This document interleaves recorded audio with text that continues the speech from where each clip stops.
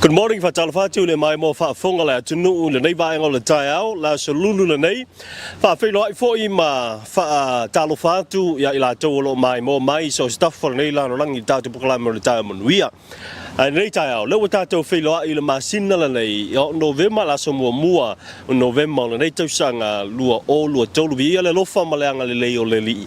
Ua te tama mai lo o to so fua a so ma te wola tatu fo longa tau fa wi u le nei tausanga. Ya o to seanga o le tatu fa to fa le ai le lua o lua tolu. Ai tatu fa felo ai le lua o lua fa ma tatu te lo i loa.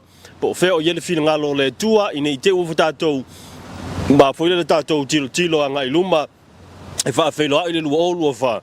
Ya ai te i ua fa be mai ya o le fa ai unga o le lalo langi o la yele lua fa lua suton ya tatu te le o il mai lo na vanga na o le tua e si la fia lo na winga tatu te talo pe ai le tua ina ia sao mauli le fo langa sa mo ni nei tau sanga ina im fai na tatu tini tau nu i le tau lungo le lu o lu tolu ya ma tatu fa felo ai i se tau sanga phone ya pe a ulia i lo na lo fa mo lo lang le manatu o lo manuia oe o lo manuia lo wainga lo manuia fo i le nuu, manuia le kalesia, ia mai se ia o le au ulu sina, ia ina tinam tama matua, a te alofa fo i whaapitoa, ia i le no fuanga mo nei matua tausi, ia le mapu i whangalele, ia wha ma lo le soifua manuia, wha ma lo le soifua maua, e le whangaloina le wha talofa i ona ia le tua i so se falta fai taulanga lo tala fauto a walava ia le tulanga o le tala ina o le fina ngalo o le tato matai o le langi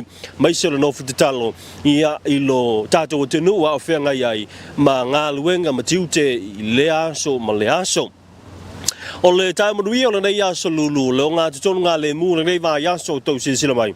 O le nofuanga le nei o le malai fatu, nofuanga le nei o matangi ala lua, matangi ala lua, ia po nofuanga lea i nei i ele le fou.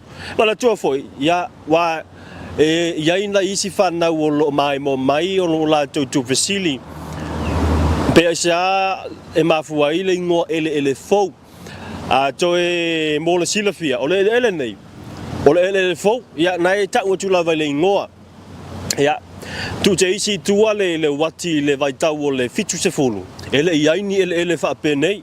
Ia na o le sami loa le vaenga toa nei. Le sami loa le vaenga lea. Ia na tanu lea. Ma whaape na o na tanu pea ma ea ilunga.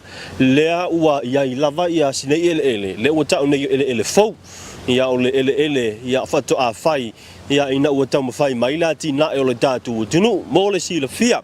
Nai tupulanga lalo vaua, o no tau tu sili foi i ngoa i o nei no whanga tā ua tele le tātou polo kalamene nei.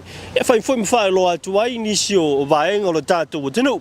O luma maila o tu atua o le mautana o le kalesia katoliko, le latou kalesia le katoliko i nei i vefo i matafele.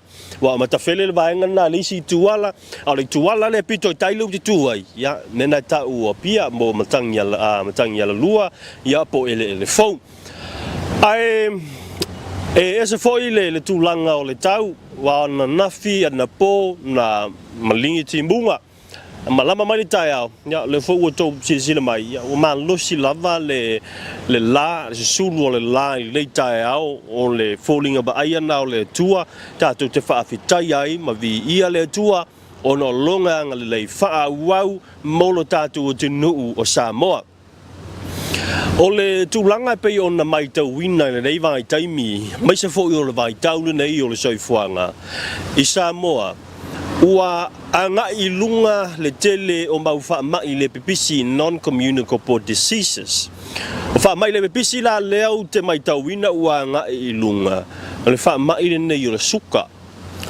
Ua u bawa ai inisio i lato talavou la vale soifu te lo e ai le isi talavou e lalo ane o au le matua.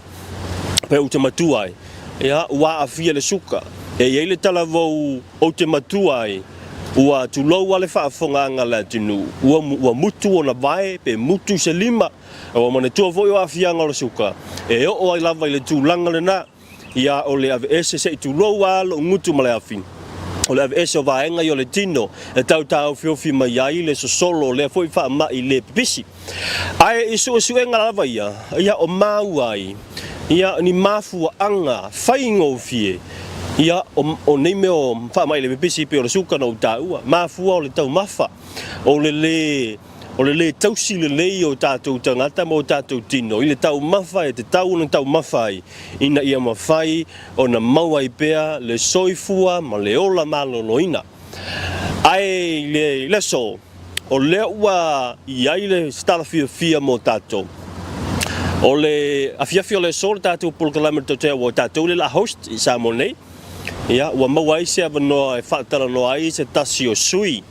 O le suile nei ia sa tusi ina stasio so tusi kuka o le tusi kuka la mai moi foi e whaonga i nai local produce po tanto fua whaatoanga me o fruits o vegetables e maua lava i laufanua o Samoa ai o le mafuanga i tua o le tau mawhainga ia ona o le anga i lunga o le foi numera o tangata wa afia i non-communicable diseases Bia po le NCD ia ona I vaenga ia mo le silafia le tātou tinu wa e mai le tātou polo kalamene ia ona foi sina fa malosi mo oe malo ainga ia e fai ngo fia se kiwa voi lele ia se ngaluenga te faia e na ia tau si ai lo so fua maloloina ai tau ngata atu ma fai ngata le ngaluenga te faia pe a fia ise fa ma lona winga